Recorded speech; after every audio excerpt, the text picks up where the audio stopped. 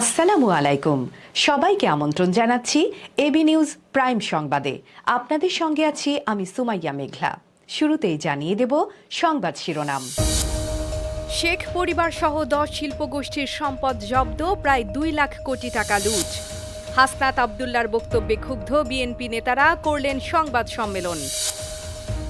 ফের ইশরাকের দায়িত্ব হস্তান্তরের দাবি, ঢাকাবাসীর বিক্ষোভ অব্যাহত। চট্টগ্রামে শ্রমিকদের বেতন নিয়ে বিক্ষোভ, ব্যাপক যানজটে দুর্ভোগের সৃষ্টি। ব্রিটেনের অর্থনীতি নতুন আকারে উদ্ভাসিত, প্রথম প্রান্তিকে আশা ছাড়িয়ে প্রবৃদ্ধি। ভারতীয় সেনা সদস্যের আত্মহত্যা, কাশ্মীরে শোকের ছায়া। আইপিএলের মঞ্চে ব্যাটারদের বিশ্ব রেকর্ড, মুস্তাফিজ মন্দের ভালো। দর্শক, এতক্ষণ শুনছিলেন শিরোনাম, এখন বিস্তারিত। অভিযোগের ভিত্তিতে আইনি প্রক্রিয়ার মাধ্যমে শেখ পরিবারের পাশাপাশি 10টি শিল্পগোষ্ঠীর প্রায় 2 লাখ কোটি টাকার অর্থ ও সম্পদ জব্দ করা হয়েছে। এই সম্পদ থেকে ভবিষ্যতে লুটের টাকা ব্যবস্থাপনা তহবিল গঠন করবে সরকার, যা দেশের অর্থনীতিতে নতুন এক দিক নির্দেশনা সূচিত করবে।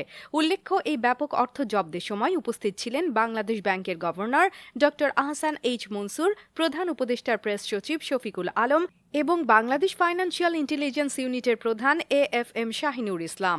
প্রেস সচিব শফিকুল আলম জানান, বর্তমান পরিস্থিতিতে শেখ হাসিনা ও তার পরিবারের পাশাপাশি 10টি শিল্পগোষ্ঠীর 1,30,758 কোটি টাকার অর্থ অ্যাটাচমেন্টে রয়েছে। এর মধ্যে 16 কোটি 40 লাখ ডলার এবং 42,614 কোটি টাকার অস্থাবর সম্পত্তি ফ্রিজিং অবস্থায় রয়েছে। এর পাশাপাশি বিদেশে প্রায় 253 কোটি টাকার অস্থাবর সম্পত্তি জব্দ হয়েছে। সোমবার 19 মে প্রধান উপদেষ্টা অধ্যাপক মোহাম্মদ ইউনুসের সভাপতিত্বে পাচার টাকা ফেরত আনার বিষয়ে অনুষ্ঠিত বৈঠক শেষে এক ব্রিফিংয়ে এসব কথা জানানো হয়। অ্যাটাচমেন্ট হচ্ছে স্থাবর সম্পত্তি, সেটার পরিমাণ হচ্ছে কোটি টাকায়, আভ্যন্তরীণ হচ্ছে 1,30,758 কোটি 0.7 কোটি টাকা আর কি। আর হচ্ছে মিলিয়ন ডলারে আছে, যেটা বৈদেশিক অ্যাটাচমেন্ট হয়েছে 164.03 মিলিয়ন ডলার। অস্থাবর সম্পত্তি হচ্ছে 42,614.27 কোটি টাকা, আর মিলিয়ন ডলারের সেটা হচ্ছে যে 20.78। এগুলো হচ্ছে ফ্রিজিং। কুমিল্লা প্রেস ক্লাবে অনুষ্ঠিত এক সংবাদ সম্মেলনে বিএনপি বিভাগীয় সাংগঠনিক সম্পাদক অধ্যক্ষ সেলিম ভুইয়া দাবি করেছেন, জাতীয় নাগরিক পার্টির মুখ্য সংগঠক হাসনাত আবদুল্লার মানসিক স্বাস্থ্যের উন্নতিতে চিকিৎসা জরুরি। সেলিম ভুইয়া আরও বলেন, গত শুক্রবার হাসনাত আবদুল্লাহ বলেছেন, আওয়ামী লীগের টাকায় বিএনপির রাজনীতি চলে। এটি অত্যন্ত শিশুসুলভ ও রাজনৈতিক অপরিপক্কতার পরিচয়। তার এই বক্তব্যের ফলে কুমিল্লার বিএনপি নেতারা বিব্রত। আমরা তার এই মন্তব্যের তীব্র নিন্দা জানাচ্ছি। তিনি আরও বলেন, কুমিল্লার রাজনীতিতে doctor Khandakar Mosharraf Hossain, MK Anwar, barrister Rafiqul Islam Mia, colonel Akbar Hossain সহ নেতারা সক্রিয়ভাবে কাজ করে আসছেন। এই জেলার বিএনপির নেতাকর্মীরা সাহসী ও দৃষ্টান্তমূলক ভূমিকা পালন করে চলেছেন। সোমবার 19 মে বিকেলে কুমিল্লা প্রেস ক্লাবের সংবাদ সম্মেলনে তিনি এ দাবি করেন। কুমিল্লায় বিএনপির রাজনীতিবিদরা আওয়ামী লীগের টাকায় রাজনীতি করে। হাসনাত আবদুল্লাহর এই বক্তব্য শিশুসুলভ। তিনি রাজনীতিতে অপরিপক্কতার কারণে এই শিশুসুলভ বক্তব্য দিয়েছেন। তার মানসিক চিকিৎসার প্রয়োজন বলে আমরা মনে করি। বন্ধুগণ, হাসনাত আবদুল্লাহ বর্তমানে কিংস পার্টির খ্যাত, যেটাকে আমরা রাজার পার্টি বলি, সেই পার্টির যেটাকে বলা হয় NCP, সেটার মুখপাত্র। তার মতো ব্যক্তিদের দিয়ে পরিশীলিত রাজনীতি হবে না। রাজনীতিতে সহনশীলতার পরিচয় দিতে হয় এবং অন্য দল নেতাদের প্রতি সম্মান দেখাতে হয়। হাসনাত আবদুল্লাহর বক্তব্যে বিএনপি কুমিল্লার নেতা কর্মীরা ক্ষুব্ধ। হাসনাত আবদুল্লাহর বক্তব্য প্রত্যাহার করা না হলে বিএনপি কুমিল্লার নেতা কর্মীদেরকে শান্ত রাখা সম্ভব নয়। অন্তর্বর্তীকালীন সরকার এ সকল ছেলে মানুষই নেতাদের রাজনীতির মাঝে নামিয়ে সরকারকে বিতর্কিত করছে। সরকারের উচিত তাদের রাজনীতির মাঠ থেকে সরিয়ে একটি সুষ্ঠু ও অবাধ নির্বাচনের ব্যবস্থা করা। আমরা আমাদের অবস্থান জানলাম। সে যদি তার বক্তব্য প্রত্যাহার না করে, এখানে কিন্তু ইঙ্গিত দেওয়া হয়েছে আমাদের নেতা কর্মীদের শান্ত রাখা যাবে না। সুতরাং সে যদি তার বক্তব্য প্রত্যাহার করে নিঃশর্ত ক্ষমা না যায়, তাহলে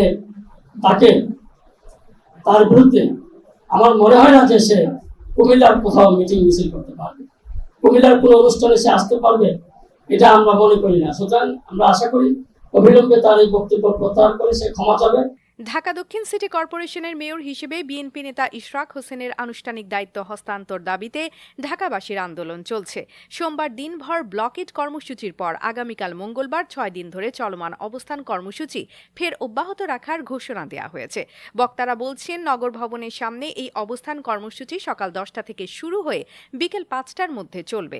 কর্মসূচি চালানোর জন্য ঢাকাবাসীর পক্ষ থেকে সাবেক সচিব মশিউর রহমান ঘোষণা করেন, এই দিনটিতে হাজারো মানুষ উপস্থিত থাকবেন। গত 4 দিন ধরে নগর ভবন ঘেরাও করে অবস্থান ও গুলিস্তানে প্রধান সড়ক অবরোধ করে রেখেছেন আন্দোলনকারীরা। এতে গুলিস্তানের ব্যস্ততম সড়কগুলোতে যানবাহন চলাচল বন্ধ হয়ে পড়েছে। আন্দোলনকারীরা দাবি করছেন, ইশরাক হোসেনকে দায়িত্ব হস্তান্তর না করলে তারা এই আন্দোলন চালিয়ে যাবেন। তাদের মূল লক্ষ্য নগর ভবনের সামনে দায়িত্ব হস্তান্তরের মাধ্যমে সিটি কর্পোরেশনের কার্যক্রম স্বাভাবিক ও কার্যকর করে তোলার। শপথ গ্রহণের অনুষ্ঠান করা ছাড়া আমরা চাচ্ছি অনতিবিলম্বে স্থানীয় সরকার বিভাগ মেয়র জনাব ইশরাক হোসেনকে জনগণের ম্যান্ডেট মেনে নিয়ে মেয়র হিসাবে শপথ নেবেন এবং দায়িত্ব বুঝাই দেবেন। জনগণের নির্বাচিত মেয়র সে আওয়ামী লীগের দূষণে আওয়ামী লীগের আমলে জোর করে নিয়ে গিয়েছে, কিন্তু এই ইঞ্জিনিয়ার ইশরাক আমরা জনগণ কোর্টের মাধ্যমে রায় পেয়েছে, হাইকোর্টের মাধ্যমে যে ইঞ্জিনিয়ার ইশরাক বৈধ সে মেয়র। কিন্তু এই সরকার কেন এত বিলম্ব করছে আমরা জানি না, কিসের জন্য।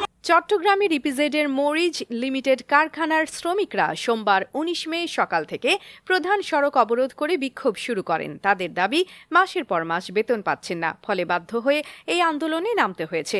শ্রমিকদের এই ক্ষোভের কারণে ওই এলাকার বিভিন্ন সড়কে তীব্র যানজটের সৃষ্টি হয়েছে। চট্টগ্রাম মেট্রোপলিটন পুলিশের বন্দর জোনের অতিরিক্ত উপকমিশনার সোহেল কবির জানান, শ্রমিকরা বকেয়া বেতন আদায়ের জন্য আন্দোলন করছে এবং সড়ক অবরোধ করেছে। পুলিশ ঘটনাস্থলে পৌঁছে পরিস্থিতি নিয়ন্ত্রণে আনার চেষ্টা করছে। তিনি আরও বলেন, মালিকপক্ষের সঙ্গে যোগাযোগ করে দ্রুত সমাধান আনার জন্য কাজ চলছে। শ্রমিকদের একাংশের অভিযোগ, তারা দীর্ঘ সময় ধরে বেতন না পেয়ে অসহায় হয়ে পড়েছেন। তাদের দাবি, অবিলম্বে বকেয়া বেতন পরিশোধের নিশ্চয়তা না দিলে তারা সড়ক থেকে সরবেন না। এই পরিস্থিতি দ্রুত সমাধানে সরকারের ও সংশ্লিষ্ট পক্ষের উদ্যোগের অপেক্ষায় উপকূলীয় এলাকা ও ব্যবসায়ীরা। তার সংসার আছে, তার পরিবার আছে, এখন সে ব্যর্থ হইলে সে যদি তার পাওনাদির সময় মতো না পায়, কোথায় যাবে? বিশ্বের বড় অর্থনীতির অন্যতম দেশ ব্রিটেনের অর্থনীতি নতুন রূপে উদ্ভাসিত হয়েছে। প্রথম প্রান্তিকে প্রত্যাশার চেয়ে বেশি প্রবৃদ্ধি দেখাচ্ছে দেশটি, যা দেশের অর্থনৈতিক মনোভাব ও ভবিষ্যতের জন্য আশার আলো দেখাচ্ছে। ব্রেক্সিটের প্রায় 1 দশক পর ব্রিটেন অবশেষে ইউরোপীয় ইউনিয়নের সঙ্গে সম্পর্ক পুনর্গঠনের গুরুত্বপূর্ণ পদক্ষেপ নিয়েছে। সোমবার 19 মে লন্ডনে অনুষ্ঠিত উচ্চ পর্যায়ের এক সম্মেলনে ব্রিটিশ প্রধানমন্ত্রী স্টারমার আনুষ্ঠানিকভাবে এই চুক্তিতে স্বাক্ষর করেন। বিস্তারিত দেখুন প্রতিবেদনে। 2025 সালের প্রথম 3 মাসে ব্রিটিশ অর্থনীতি যেন এক নতুন জোয়ার পেয়েছে। প্রথমবারের মতো এক বছরের মধ্যে সবচেয়ে শক্তিশালী বৃদ্ধির সাক্ষী হয়ে দেশটি দেখিয়েছে নতুন দিগন্তের সম্ভাবনা। অফিস ফর ন্যাশনাল স্ট্যাটিস্টিক্সের প্রকাশিত তথ্য অনুযায়ী জানুয়ারি থেকে মার্চের মধ্যে দেশজ উৎপাদনের হার 0.7% পৌঁছেছে, যা পূর্বাভাসের চেয়ে বেশি, অর্থাৎ 0.6%। এই ফলাফল নতুন বছরটির জন্য আশাবাদ জাগিয়ে তোলে।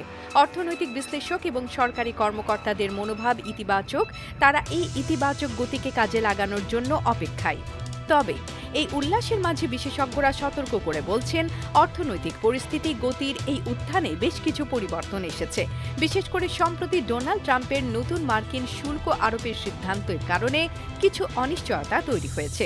জিডিপি অর্থনীতির এক গুরুত্বপূর্ণ সূচক, যা দেশের সমস্ত সেক্টরে উৎপাদিত পণ্য ও সেবার মোট মূল্যকে নির্দেশ করে। এই প্রান্তিকের মূল চালিকা শক্তি ছিল সেবা সেক্টর, যেখানে 70% বেশি বৃদ্ধি দেখা গেছে। এই সেক্টরটি আবাসন, বিনোদন, অর্থনীতি, বীমা, রিয়েল এস্টেট ও ব্যবসায়িক সেবা সবকিছুর মূল ভিত্তি। হোলসেল, রিটেইল এবং কম্পিউটার প্রোগ্রামিং খাতে উল্লেখযোগ্য শক্তির প্রকাশ হয়েছে। এছাড়া গাড়ি, লিজিং এবং বিজ্ঞাপন শিল্প এই সামগ্রিক চাঙ্গা ভাবের অংশ। সতর্কতা ও আশার সমন্বয়ে এগিয়ে যাওয়ার পথে বিশ্ব অর্থনীতির নতুন এই অধ্যায়ের সূচনা হয়েছে। তবে এই অগ্রগতির ধারা কতদূর নিয়ে যাবে তা সময়ই বলে দেবে। AB news desk report. Bharat শাসিত কাশ্মীরের উপত্যকায় এক শোকের খবর এসেছে।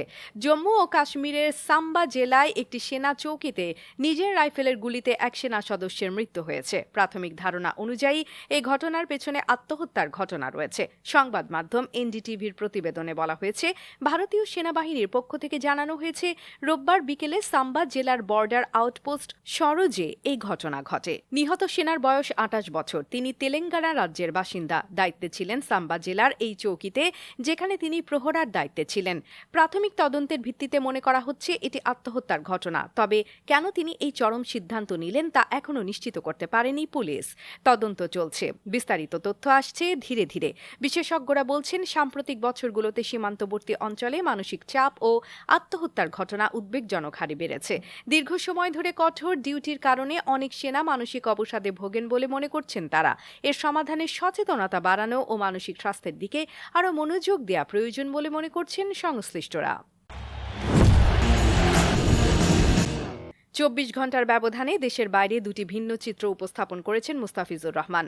শনিবার সংযুক্ত আরব আমিরাতে বাংলাদেশের জার্সিতে খেলেছেন, এরপরেই উড়াল দিয়েছেন ভারতে। সেখানে আইপিএলের মাঠে তিনি খেলেছেন দিল্লি ক্যাপিটালসের জার্সিতে। গুজরাট টাইটান্সের বিপক্ষে তার পারফরম্যান্স খুব একটা খারাপ ছিল না। দিল্লির হয়ে 3 ওভার বল করে দিয়েছেন 24 রান। এই অর্থে তার ইকোনমি রেট দলের অন্য বোলারদের তুলনায় তুলনামূলকভাবে ভালো। এই ক্ষুদ্র তথ্যই হয়তো দেখিয়ে দেয়, কেবল বলের গতিতে বা রান দেওয়ার পরিমাণে নয়, প্রতিপক্ষের ব্যাটিং ধীর ও নিশ্চিন্ত ছিল। অন্যদিকে গুজরাটের বিপক্ষে দিল্লির লক্ষ্য ছিল 200 রানের বেশি। অবশেষে তারা করে 10 উইকেটের সহজ জয়। পুরো ইনিংস জুড়ে চেষ্টা করেও গুজরাটের ব্যাটাররা পার পাননি। বিশেষ করে নানাভাবে চেষ্টা করেও ভাঙতে পারেননি সাই সুদর্শন ও শুভমান গিলের পার্টনারশিপ। সাই সুদর্শন করেন 108 রান আর শুভমান গিল যান 93 রানে। এই অবিশ্বাস্য পারফরম্যান্সের মাধ্যমে গড়ে উঠল একটি বিশ্ব রেকর্ড। ক্রিকেটের ইতিহাসে মাত্র দ্বিতীয়বার এবং ফ্র্যাঞ্চাইজিতে প্রথমবারের মতো কোনো দল 200 রানের লক্ষ্যে 10 উইকেট হাতে রেখেই পার করেছে। এর আগে এমন কৃতিত্ব দেখিয়েছিল পাকিস্তান। দর্শক, এতক্ষণ আমাদের সঙ্গে থাকার জন্য ধন্যবাদ। সর্বশেষ সংবাদ পেতে ভিজিট করুন আমাদের ওয়েবসাইট www.abnewsinternational.com এ। সেই সঙ্গে নিয়মিত ভিডিও নিউজ পেতে আমাদের ফেসবুক পেজ ও ইউটিউব চ্যানেলে চোখ রাখুন।